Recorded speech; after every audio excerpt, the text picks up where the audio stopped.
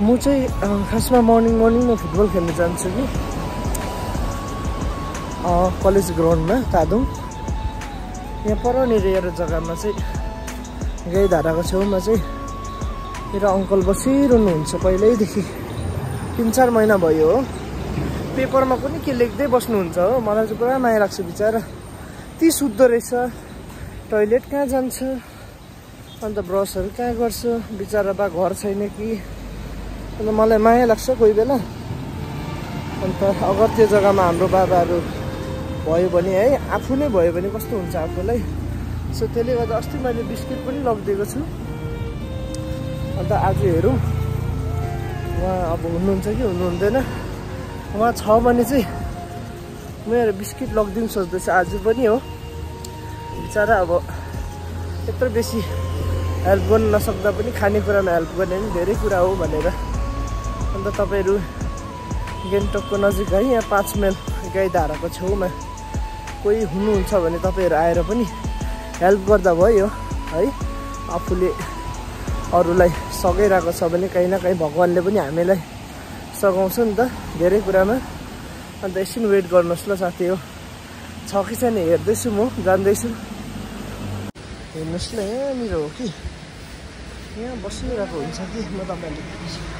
ए माथि हेर्नुहोस् ल, माथि हेर्नुहोस् ल, बसिरहेको रहेछ बिचरा। घर नभएर हो कि होइन। म उसलाई चाहिँ यहाँबाट एउटा बिस्किट किनेर लगिदिनु पऱ्यो भनेर। दोकान पनि खोलेको छ कि छैन, अन्त तपाईँहरूले पनि आएर हेल्प गर्दा हुन्छ नि उहाँलाई। बिचरा खानेकुरै दियो भने कहाँ नि मान्छेले एक दिन भात नखाँदा कस्तो साह्रो पर्छ होइन। अन्त एकछिनमा दोकान खोल्ला छैन त्यो। यहाँनिर चाहिँ दोकान खोल्ला रहेछ। यहाँदेखि चाहिँ म बिस्किट लगिदिनु पऱ्यो।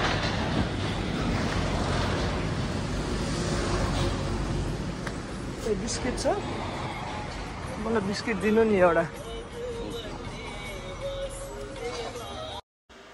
मैले बिस्किट किने हो 2टा पार्लेजी लगिदिउँ भनेर आज चाहिँ। अन्त बिचरा एटलिस्ट उहाँलाई भोक लागिरहेको छ भने अलिकति उयो हुन्छ नि।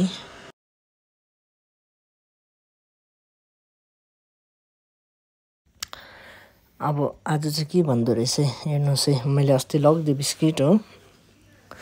अन्त बिचरा है यसरी अननोन जग्गामा कहाँदेखि आएको हो। अन्त मैले उसलाई बिस्किट दिएँ हो।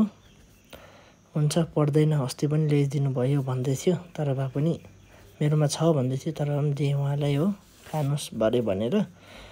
अन्त के भन्छ, यसरी नै तपाईँहरूले पनि यसको वरिपरि बस्नुहुन्छ भने आएर हेल्प गर्दा हुन्छ है। बिस्कुटै दियो भने पनि धेरै हो नि। अन्त देख्छ नि साथीहरूले तपाईँलाई दार्जिलिङ कुन जग्गा हो? दार्जिलिङ त मेरो पनि साथी छ त्यो। हजुर डाली कमान।